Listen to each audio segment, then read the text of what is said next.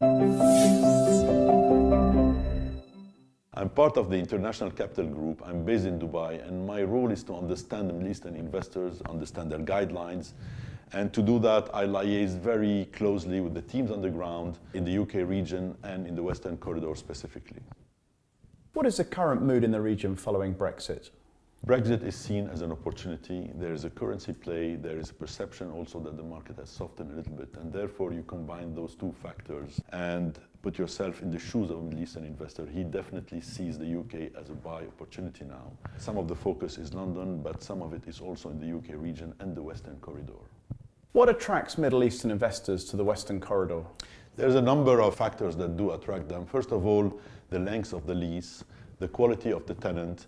Middle Eastern investors are attracted by big pharmaceutical names and oil and gas industry. One recent example of that is a Middle Eastern investor based in Dubai buying in Maidenhead. But there's a number of different cases where other Middle Eastern are very much putting their eyes and ears on the ground, hunting for the right asset. What would you say is currently the ideal opportunity for a Middle Eastern investor looking to buy in the Western Corridor?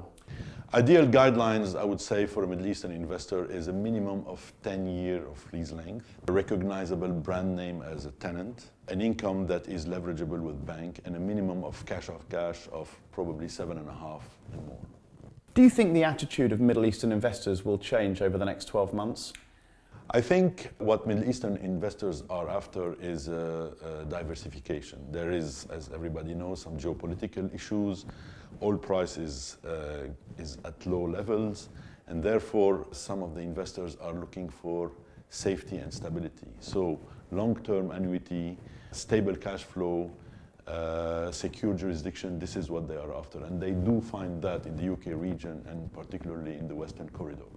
How do Middle Eastern investors view the UK relative to Asia Pacific and the US? If you look at the statistic of the global capital flow in the past 10 years, you will see that about 60% of all the investments from the Middle Eastern into foreign market went to the UK.